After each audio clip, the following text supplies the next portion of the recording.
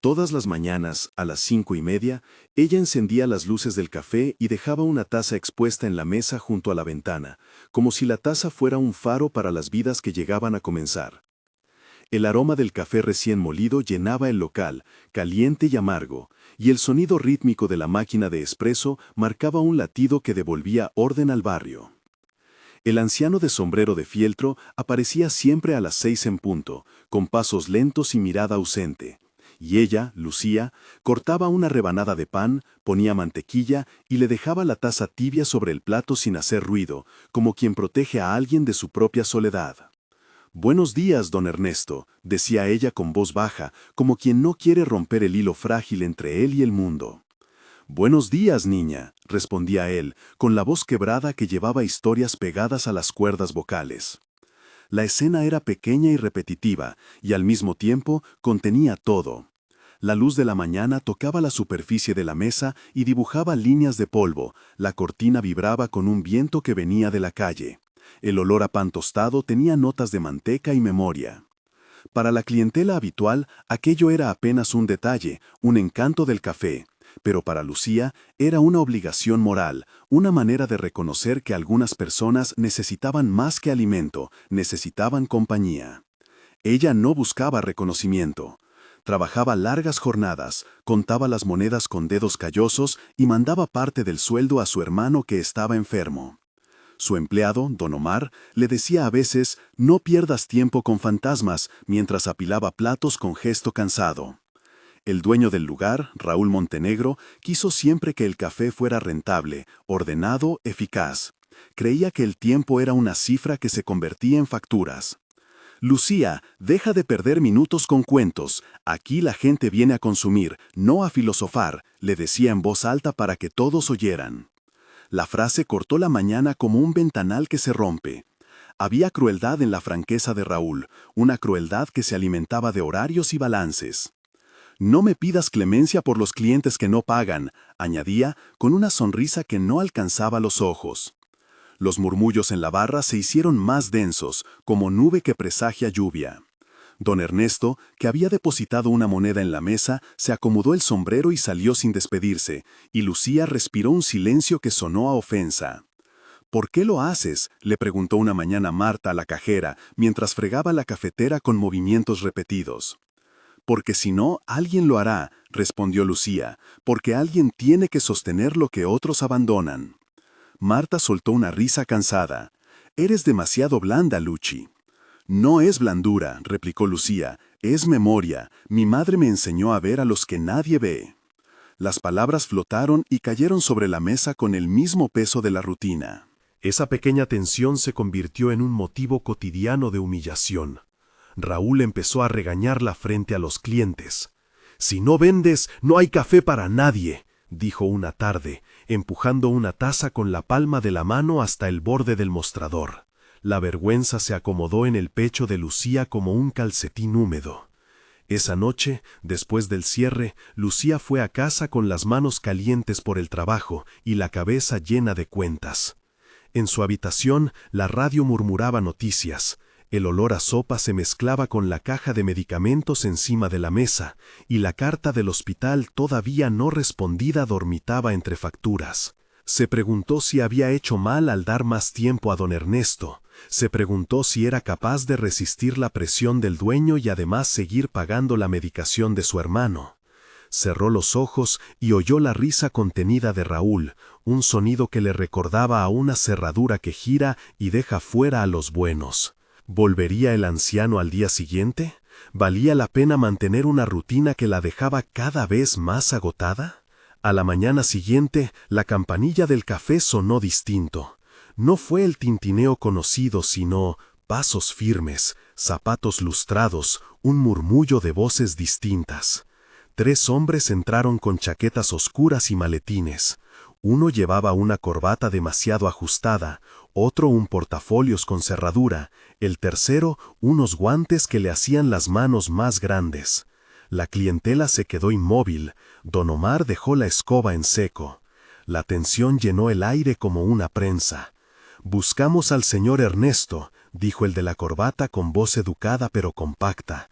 Por favor, siéntese, añadió con una cortesía que en realidad exigía. Nadie se movió hasta que el anciano, sorprendido, se acercó con pasos minúsculos. Los hombres se quitaron los sombreros con respeto que nadie allí había mostrado antes. «Señor Ernesto Fonseca, soy Alejandro Pineda, abogado», dijo el de la corbata. «Nos hemos preocupado por usted». El ángulo cambió de golpe. Lo que parecía un gesto privado comenzó a transformarse en algo público y complejo. La presencia de abogados y seguridad puso en evidencia que la vida del anciano no era tan simple como el sombrero sugería. Pronto se supo que don Ernesto había sido, años atrás, director de una fundación y que su nombre aparecía en expedientes que hablaban de unidades hospitalarias y contratos con proveedores. Para Lucía, que le había servido café por simples razones humanas, la noticia fue una corriente eléctrica. Un gesto inocente había llamado la atención de un poder que movía piezas grandes. «¿Cómo es posible?», preguntó Marta con incredulidad. «Yo solo le servía el café», dijo Lucía, con la voz desgajada. Alejandro Pineda explicó con calma que don Ernesto había sido localizado por una investigación que buscaba reparar irregularidades y que su testimonio podía ser fundamental. Las semanas siguientes se llenaron de llamadas, visitas y papeles con membretes. Lucía recibió la primera de muchas entrevistas con «Necesitamos saber todo lo que vio», dijo la fiscal Ana Ruiz cuando se sentó con ella en una habitación pequeña del Ministerio Público. El olor a detergente del lugar recordaba al café y a la limpieza que nadie deseaba hacer en las instituciones. En esa sala, la fiscal le pidió que describiera cada gesto, cada fecha, cada conversación. Lucía habló sin buscar heroísmo. Contó cómo a veces el anciano dormitaba con la cabeza sobre la mano, cómo un día había hablado de un sobre perdido y de facturas que no cuadraban, cómo otras veces pedía un poco más de azúcar. Cada detalle fue una pieza en un rompecabezas que nadie había imaginado que existía en el mostrador del barrio. Los personajes alrededor comenzaron a tomar nombre y acción. Además de Raúl, don Omar y Marta, aparecieron Rosa la vecina, que a veces traía sopa, Julián, el repartidor de pan que escuchaba conversaciones desde la puerta, Carmen, la enfermera del centro comunitario que cuidó del hermano de Lucía, y Miguel Álvarez, un periodista local que olfateó la historia antes que nadie. Cada uno aportó un testimonio, una memoria, un recorte de un tiempo y de una ciudad que se plegaba alrededor de la idea de que una bondad pequeña podía desencadenar algo mayor. Ella lo ayudaba sin saber que era una pieza, dijo Miguel en una nota que salió en el periódico local. La historia se empezó a propagar por redes, con fotos de la taza y del sombrero, con versiones encontradas. Mientras tanto, la vida privada de Lucía empezó a sentir el peso de la exposición. El teléfono no dejaba de sonar. Un representante del despacho de abogados de don Ernesto, llamado Ricardo Solís, pidió formalmente su versión. Un policía, comandante Herrera, se presentó para levantar registro de visitas. En la casa de la Callejón, Carmen vino a cuidar a su hermano cuando las entrevistas la dejaban exhaustas. «No te metas en problemas que no son tuyos», advirtió Raúl una tarde, con voz baja pero cargada. Lucía sintió en ese momento el conflicto moral que sería su tormenta, seguir la ruta de la verdad aunque eso significara enfrentarse a un dueño que la humillaba y arriesgar su puesto, o callar y preservar su fuente de ingreso en medio de tantas deudas. La decisión se cristalizó en un pequeño gesto que pareciera insignificante, pero que reflejaba su ética. Una tarde, después de cerrar, Lucía encontró en la mesa una vieja fotografía doblada. Era una imagen de don Ernesto joven, con un grupo de personas delante de lo que parecía un hospital en construcción. La imagen tenía nombres escritos al reverso y una nota apenas legible. Para los que no olvidan, Lucía la llevaría a la fiscalía. Esa foto se convirtió en una prueba temprana. Cuando la fiscal Ana Ruiz la vio, sus ojos se iluminaron con la posibilidad de una investigación más amplia. «Esto no es solo una historia de un anciano que necesita compañía», dijo Ana. «Es un hilo que podría desatar una trama de corrupción». La tensión creció en la siguiente escena pública. Raúl, sintiéndose presionado por rumores que afectaban su negocio y por la sensación de que su autoridad se erosionaba en el barrio, organizó una pequeña réplica pública. Una mañana, frente a la puerta del café, levantó la voz y comenzó a cuestionar la presencia de los abogados. «Esto es un teatro», gritó para que lo oyeran los clientes. «¿Quién les paga a todos estos simpatizantes para crear escándalos?» Marta intentó calmarlo. «Raúl, no lo hagas peor». «No quiero problemas en mi local», respondió él con dureza. El episodio se difundió en redes. Las fotos mostraban a Lucía con la mirada baja y a don Ernesto sentado, sereno, observando cómo una parte del mundo que ahora lo rodeaba se desnudaba. El proceso legal avanzó con pasos lentos pero firmes. Hubo audiencias, declaraciones y peritajes. Se describieron procedimientos técnicos con palabras carcaces de formalidad, revisión de contratos, cotejo de firmas, análisis contable que seguía la pista de pagos y subcontratos. Un perito llamado Sergio Moreno explicó en la sala cómo se detectaron irregularidades en la facturación de la época en que don Ernesto administró ciertos convenios con proveedores de materiales para salud. Las explicaciones técnicas flotaron en el aire con la fría precisión de una máquina. Fechas, sumas, comprobantes y la evidencia de que alguien habría manipulado documentos para beneficio personal. La audiencia fue un momento de tensión mayor. En 2 párrafos, la narrativa mostró el conflicto interno de Lucía cuando recordó la primera vez que don Ernesto había mencionado un nombre que ahora aparecía en los papeles. La memoria la golpeó como una oleada y la obligó a decidir si se mantendría firme ante las preguntas que venían. En medio de la investigación, llegó una propuesta inesperada. Ricardo Solís, el abogado del despacho que representaba a la familia de don Ernesto, buscó a Lucía fuera del proceso y le ofreció un empleo temporal en la administración de la fundación que ahora buscaba redimirse. «No es solo una oferta laboral», dijo Ricardo en una conversación larga y medida. «Es una manera de reconocer su papel y asegurar que la verdad tenga aliados». Lucía escuchó con cautela. «¿Por qué yo?», preguntó. «Porque usted vio, porque usted actuó, porque quien pone atención merece que sus actos cuenten». La oferta abría una posibilidad de movilidad social que parecía absurda y temida al mismo tiempo. Aceptarla implicaría dejar el café donde había vivido humillaciones y precariedades y entrar en un entorno desconocido, con miembros de familias adineradas, salas limpias y protocolos que no conocía.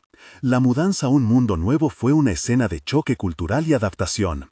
La mansión que serviría de sede provisional de la fundación estaba en una avenida con jardines cuidados y portones de hierro.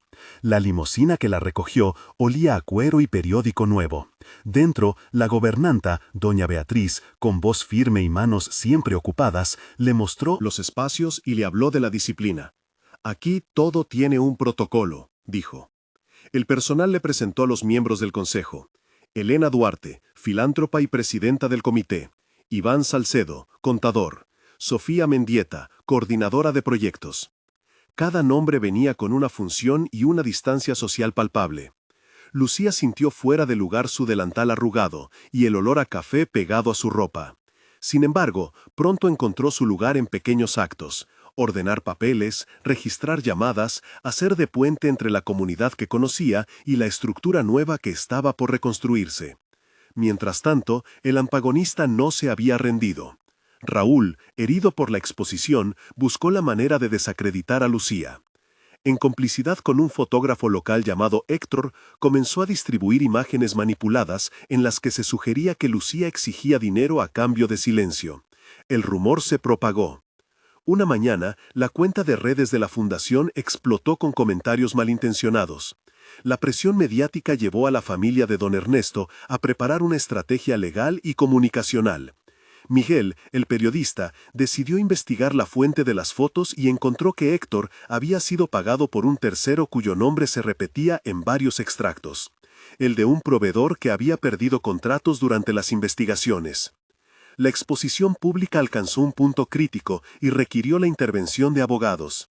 Se describieron con detalle técnico los pasos para impugnar las imágenes: solicitud de peritaje forense digital, orden de preservación de evidencias, citación a Héctor para declarar bajo juramento. El peritaje demostró que las fotos habían sido alteradas, que había metadatos inconsistentes y que los archivos originales no coincidían con los difundidos. La fiscal Ana Ruiz presentó la evidencia en una rueda de prensa que fue seguida por cámaras y emisoras. La sala olía a papel, a café nervioso y a maquillaje. «La verdad llega», dijo Ana con voz contenida.